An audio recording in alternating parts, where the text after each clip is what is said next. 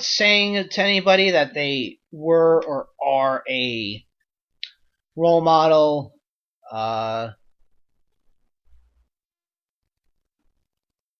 that their contributions to the business are, second to none. Pretty much things that, despite you not, maybe you not agreeing to the way that things were communicated by, let's say, Hogan, for this example, right? There are certain things that you would have to say to keep your job. I'll put it bluntly. All public relations stuff and everything of the sort that... Hold on 1 second, I'm sorry.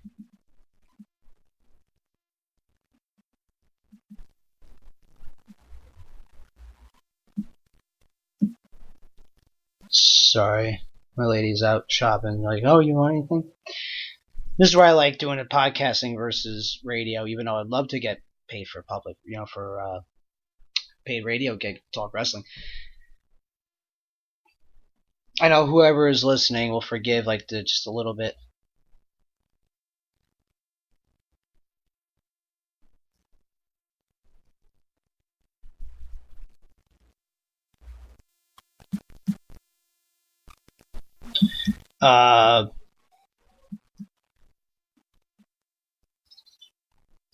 While I'm sure they feel a certain way, there are certain things too that you have to say to save face for the company that employs you and everything of the sort.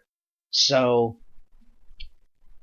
genuine, heartfelt statements, I think, from both parties, The New Day and Titus O'Neil. At the same time, it's like, okay,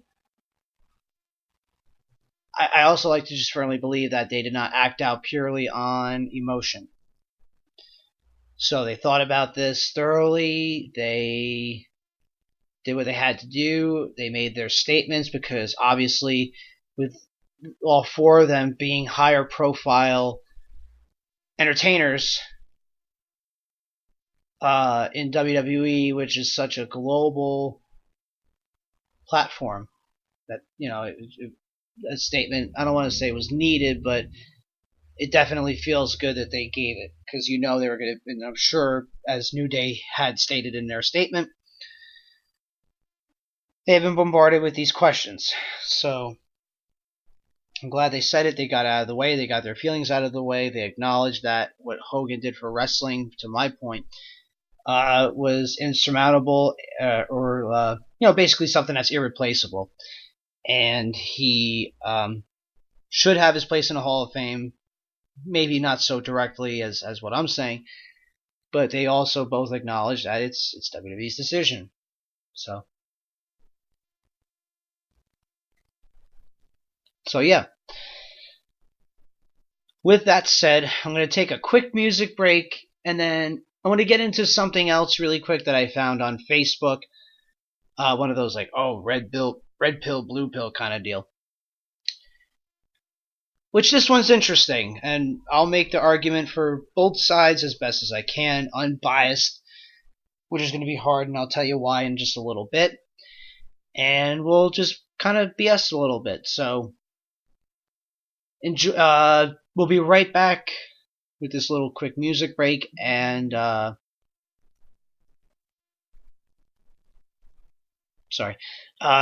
be back on the other side of this 2 minutes 34-second music break with more discussion on the world of pro wrestling. Hang in there.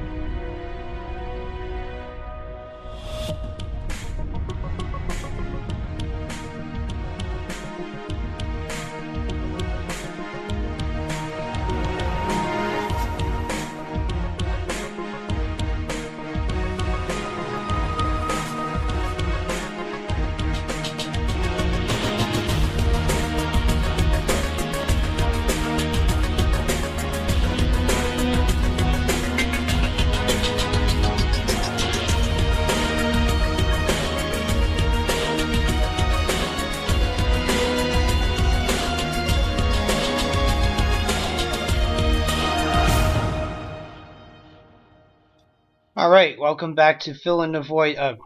Open Mic Wrestling Night on Fill in the Void Podcast Network. If you're listening to me live, you're listening to me on Spreaker.com/filling underscore Spreaker.com/filling underscore the underscore void. And if you're listening to me on Spotify, iHeartRadio, Apple Podcasts, TuneIn, Google Play, Player FM, thank you very much for tuning in, downloading, whatever you may be doing. So thank you so much for your listening support here on the show.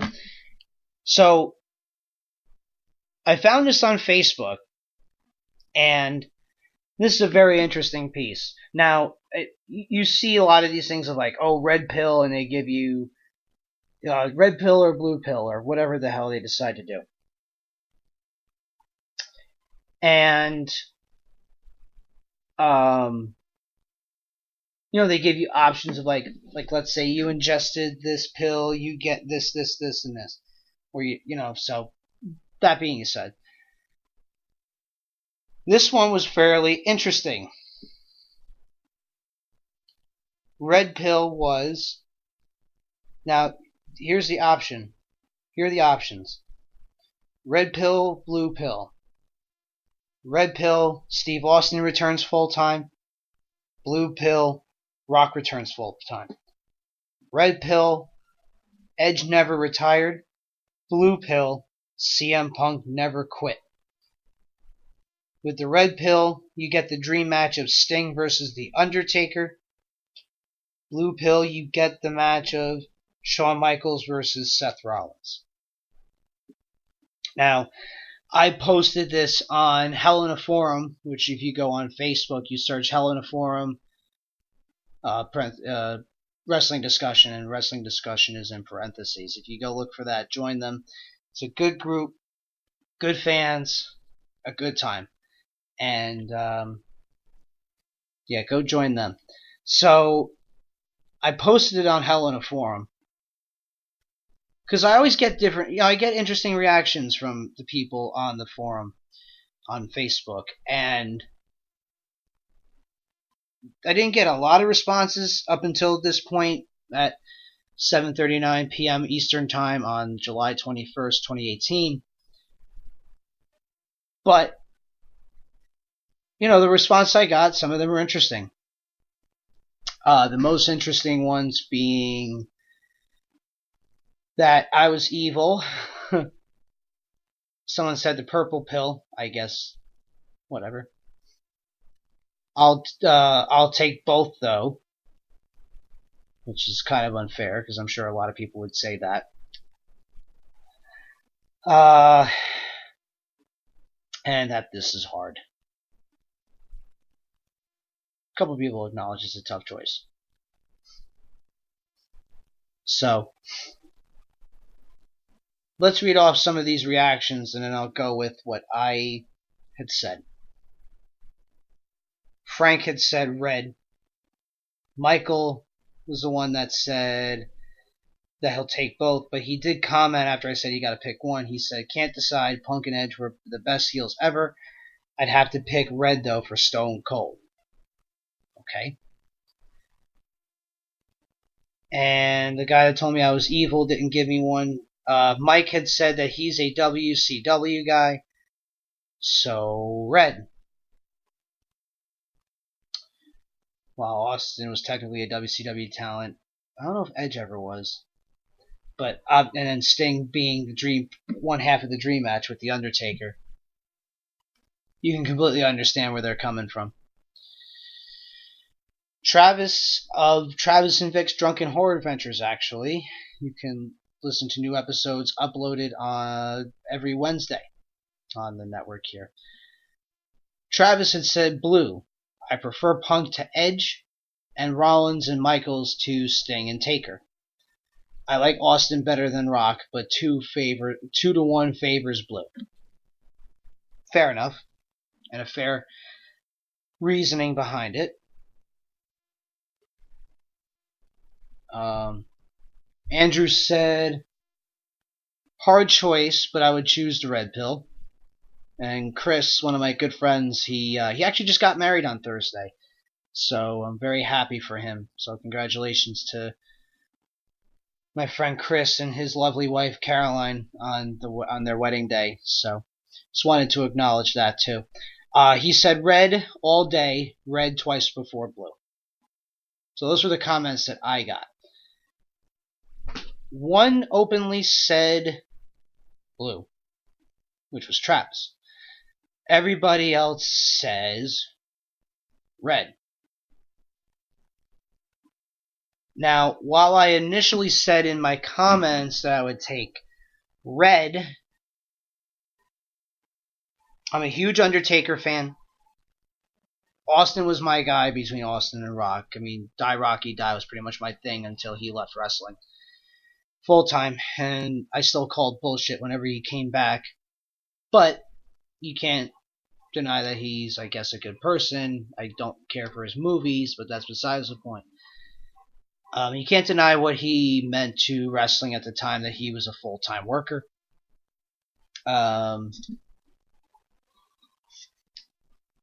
But yeah, just from biased fandom reasons, I stand with Austin over The Rock. If Edge never retired or CM Punk never quit, this part of it was tough for me, strictly because CM Punk, I enjoyed him when he was a talent in WWE. But with the way he handled the exit, which I guess I can't blame him, because, you know, there's many sides to a story. Well, there are three sides to every story. Side A's perspective, Side B's perspective, and the truth. So, Punk had left WWE, and, you know, fast forward, you know, the doctor winds up trying to sue him over the comments he made on Colt Cabana's podcast, and which Punk and Cabana both won recently. And the doctor, I think the doctor, just on an aside here, if the doctor never asked for the amount of money he was asking for in damages, which I don't know what it was offhand, but I know it was a significant amount, like a ridiculously significant amount in damages, now you're just swinging for the fences. I'm even surprised that they didn't just award the doctor